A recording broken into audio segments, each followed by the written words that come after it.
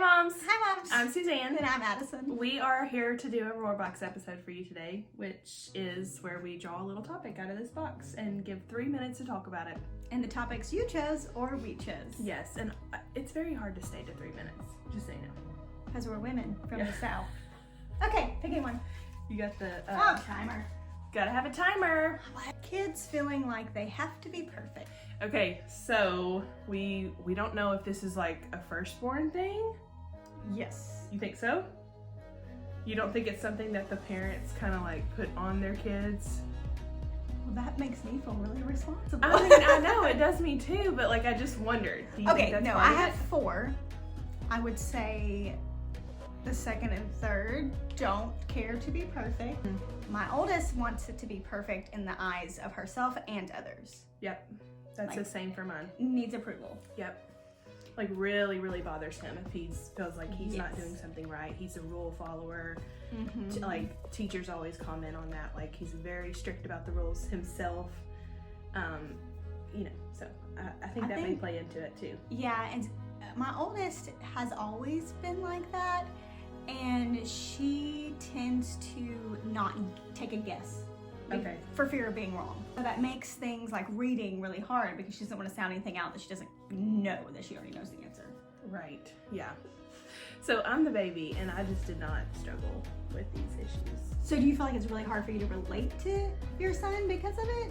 Yes, I do actually feel like that's hard for me because I do things to try to help him, which is I think something we should share with these moms, but I just want him to know he doesn't have to be perfect, but just saying those words doesn't make him get it. Like, he doesn't even know he's trying to be perfect. You know, he's just like, this is how it is. You just follow the rules, you do what you're supposed to, and like if you mess up, it's just he feels just awful. Now, is your husband a rule follower? And was he the oldest? Interesting. He is the oldest. He is a rule follower. Like traffic, oh my word. Today I just yelled at, we have a babysitter and she's getting her permit soon. There was somebody who turned right out of the left lane and I was like, that is not what you do. Just so you know, that is not, and she was like, okay, I got that for the driving test. I will not turn left. Firstborns don't like traffic. Maybe it's against the rules. You're right. I don't know. It may be a birth order thing. I do have some wisdom. Okay, what is it? Admitting as a parent or as a teacher or whatever that sometimes we get things wrong too. Yes. Is like, just because you hit adulthood doesn't mean you have it all together. Maybe that's a piece of wisdom. Yeah, and I think apologizing, my kids like really need to see that. When they see me apologize, admitting that something in my life went wrong, and I'm, willing to think about it, learn from it, and not just melt down about it and just think so terribly about myself. I apologize. Oh.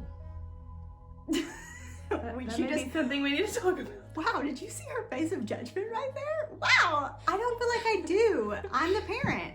Well, and I'm not like apologizing for disciplining. I just want them to hear me say like, I'm sorry, I can't do everything, because I think that's what perfectionism is. They feel like they want to and should do everything and be everything. I feel like they probably have wisdom. I feel like teachers would probably have a lot of wisdom on this. Yeah. If you're sitting in an elementary classroom, you're in a middle school, high school, like, what do you do for the kid who is afraid to raise their hand for fear of being wrong when you need them participating?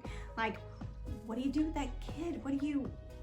What wisdom do you offer them? Right. Because we could use the help. If you have dealt with this or your child has dealt with this, any sort of perfectionism advice, we want it. So that's all we got. Bye, moms. Bye, moms.